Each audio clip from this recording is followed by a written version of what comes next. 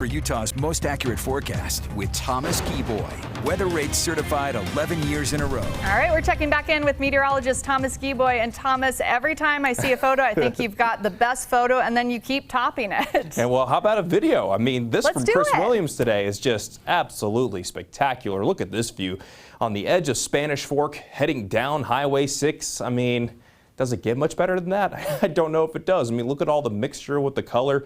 It is so pretty, and we're getting very close to the peak in the higher elevations in northern Utah. Southern Utah looking pretty good in the higher terrain as well, but we're quickly approaching that in the higher terrain. Meanwhile, it's still going to take a little bit of time down in our valleys, but looking absolutely spectacular if you get up in the higher terrain, really across the state, even down in southern Utah. And if you're going to go check out the fall colors in the higher terrain in the Wasatch Mountains the next few days, daytime highs around 60 degrees, and this is around 8,000 feet.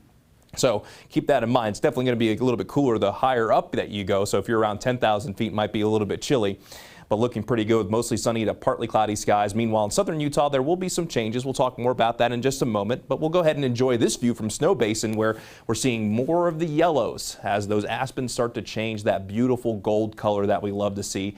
Meanwhile, speaking of gold color, we're getting close to sunset. The view from Utah State University in Logan, currently sitting at 76 degrees, a very comfortable day in Cache Valley, and that's going to be a beautiful sunset. Meanwhile, in Blanding in southeastern Utah, looks a little bit different. There are a few of those changing colors here, but you can clearly see a thunderstorm off in the distance as a storm is just to the east of Blanding. Looks like it's going to be staying just to the east. Meanwhile, the showers and storms in southwestern Utah and the higher terrain for the most part have faded away. There are a couple of smaller showers now moving through the higher terrain in portions of Kane County.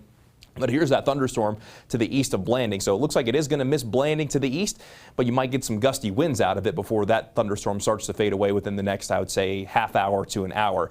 Our dog walking forecast, great weather right now, and we'll be in the middle 60s by 9 o'clock in Salt Lake, and we'll be in the upper 50s by midnight. So if Zena is looking at you like this, you're going to have to take her for a walk. Those eyes, I don't know if you could say no to that, an absolutely precious face.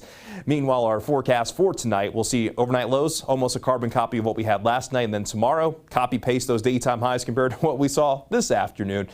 But in southern Utah, we'll add a little bit more cloud coverage as there will be a little bit more moisture, but for the most part, the chance for any wet weather stays very much so on the low side of things, just a few showers and storms in the higher terrain, but high pressure does weaken its influence a little bit going into our Sunday. So by Sunday, wouldn't be surprised if in the higher terrain in central and even portions of northern Utah, mainly up towards the Uintas, start to see a few showers and thunderstorms, but as a whole across our entire area, wet weather chance still going to remain very much on the low side of things. And let's go ahead and walk you through the bigger picture of what's going to be happening. High pressure going to be moving off to our west. A low pressure dips in from our north, and that's why those winds are going to return out of the south, and we're going to see a little bit more moisture going into our Sunday. Things get a little bit more tricky when we get into the early stretches of next week with an upper level low pressure expected to come in from the northwest.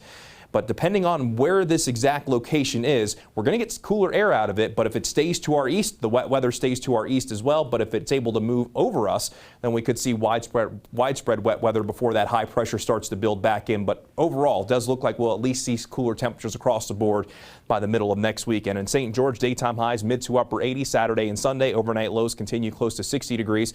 But then those daytime highs will dial down to around 80 degrees by Wednesday with a slight chance for wet weather throughout the first half of next week.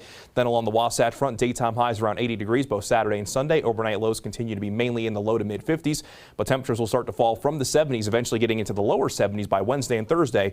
And even at this point, can't rule out a slight chance for wet weather with breezy conditions by Wednesday. Courtney?